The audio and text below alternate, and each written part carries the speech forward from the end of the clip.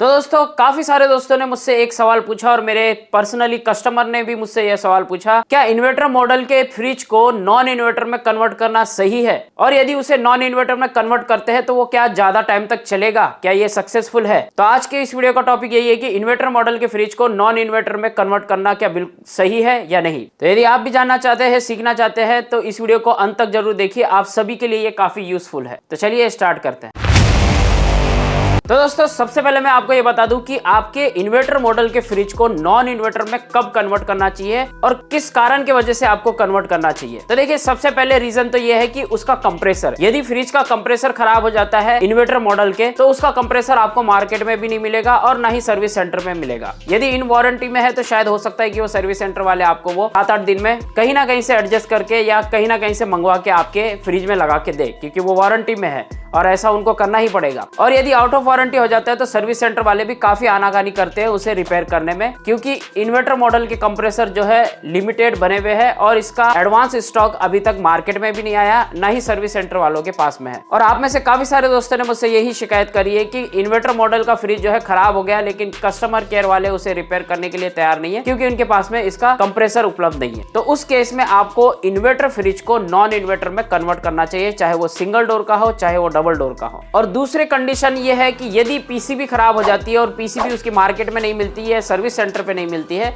तो उस केस में भी आपको उस फ्रिज को इन्वर्टर मॉडल से नॉन इन्वर्टर में कन्वर्ट करना चाहिए। यदि उसकी बॉडी अच्छी है, यदि उसकी कंडीशन अच्छी है फ्रिज की, तो आप उसे नॉन इन्वर्टर में कन्वर्ट कर सकते हैं। नॉन इन्वर्टर में जब आप उसे कन्वर्ट करेंगे तो नए कंप्रेसर की 1 साल की वारंटी मिलती है।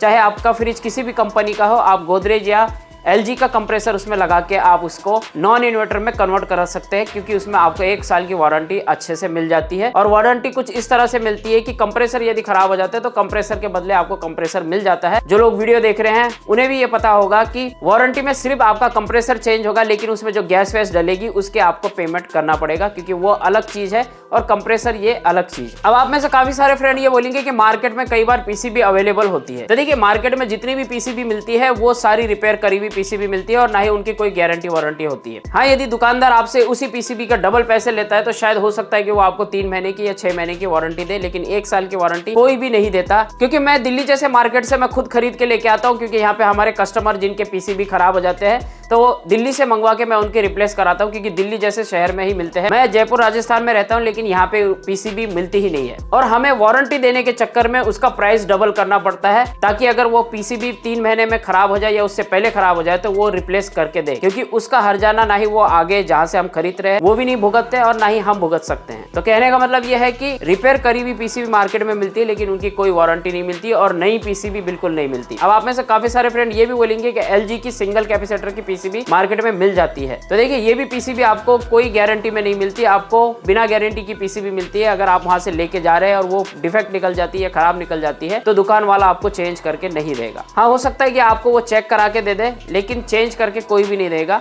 और हमारे काफी सारे टेक्नीशियन भाइयों को इसके बारे में पता भी होगा। तो कहने का मतलब यह है कि अगर यदि आपको नई पीसीबी मिलती है जिसकी गारंटी मिलती है तो आप उसे लगा सकते हैं। यदि पीसीबी खराब हो जाती है इन्वर्टर फ्रिज की, तो पीसीबी रिप्लेस करने से यदि आपका काम हो जाता है तो आप ये कर सकते हैं। लेकिन इनके अलावा यदि और कोई पार्ट उसमें खराब हो जाता है, जैसे कि सेंसर वगैरह, तो ये तो आपको मार्केट में बड़े आराम से मिल जाते हैं। इसे आप बड़े आराम से रिप्लेस करा के अपने फ्रिज को सही करा के चला सकते हैं। लेकिन यदि पीसीबी खराब हो या कंप्रेसर खराब हो और वो दोनों ही आपको कहीं मार्केट में या सर्विस सेंटर पे नहीं मिलते हैं, तो उस केस में आप अपने इन्वर्टर मॉडल के फ्रिज को नॉन इन्वर्टर में कन्वर्ट कर सकते हैं। बहुत ही इजी है। इससे रिलेटेड हमने वीडियो बनाया है कि किस तरह से आप सिंगल डोर के फ्रिज को नॉन इन्वर्टर में कन्वर्ट कर सकते हैं, डबल डोर फ्रिज को किस तरह से हम नॉन इन्वर्टर में कन्वर्ट कर सकते हैं, उससे रिलेटेड हमने वीडियो डाले हैं। अगर यदि आपने नहीं देखे तो ऊपर आई बटन पे क्लिक करके वो वीडियो देख लीजिए, मैं डिस्क्रिप्शन बॉक्स में भी उनकी लिंक दे दूंगा। और आपको बता दूं कि 3 साल पहले मैंने काफी सारे फ्रिजों को इन्वर्टर मॉडल से नॉन इन्वर्टर में कन्वर्ट किया और आज तक बहुत ही बढ़िया चल रहे हैं, जिसमें डबल डोर वाले फ्रिज ज्यादा थे और सिंगल डोर वाले कुछ कम फ्रिज थे। ड्यूरेबल बोले तो आपको नॉन इन्वर्टर में ही मिलेगा, क्योंकि नॉन इन्वर्टर फ्रिज ही है जो आज तक काफी सारे लोगों के काफी टाइम से चल रहे हैं। किसी किसी 10 साल, किसी किसी के 15 साल तक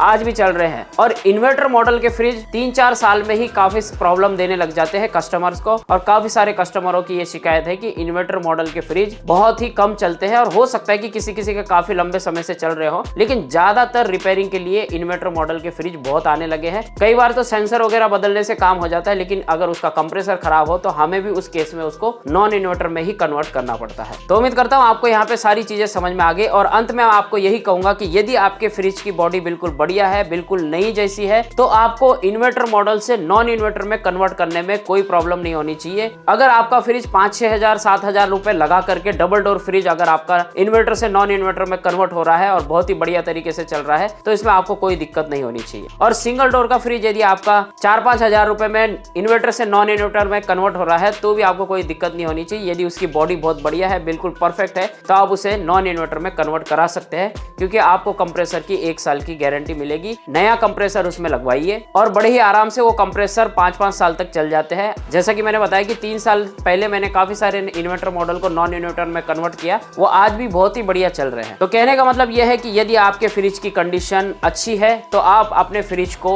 यदि कंप्रेसर खराब है या पीसीबी उसकी नहीं मिल रही है, पीसीबी खराब है, तो अपने फ्रिज को इन्वर्टर से नॉन इन्वर्टर में कन्वर्ट कर सकते हैं, यदि आपके टेक्नीशियन को आता है तो उम्मीद करता हूं कि आपको यहाँ पे सारी चीजें समझ में आ गई कि आपको किस कंडीशन में इन्वर्टर से नॉन इन्वर्टर में कन्वर्ट करना चाहिए। और जिन दोस्तों ने पूछा था कि इन्वर्टर फ्रिज को नॉन इन्वर्टर में कन्वर्ट करना क्या सही है, तो मेरे हिसाब से बिल्कुल सही है, और मैं ऐसा करता भी हूं। तो उम्मीद करता हूं आप सबके आपके सवालों के जवाब मिल गए होंगे। उम्मीद करता हूं ये वीडियो आप सबके लिए काफी हेल्पफुल रहा। तो प्लीज वीडियो को लाइक कीजिए, वीडियो को शेयर कीजिए। यदि चैनल पे नए हैं तो नीचे लाल बटन है, उसके ऊपर क्लिक करके घंटी का बटन दबाइए। जब भी नया वीडियो डालेंगे, हर वीडियो से आपको कुछ ना कुछ सीखने को जरूर मिलेगा। तो thank you so much watching this video. मिलते हैं अगले वीडियो में। हमेशा अपना और अपनों का ख्याल रखिए। Always keep smiling. जय हिंद।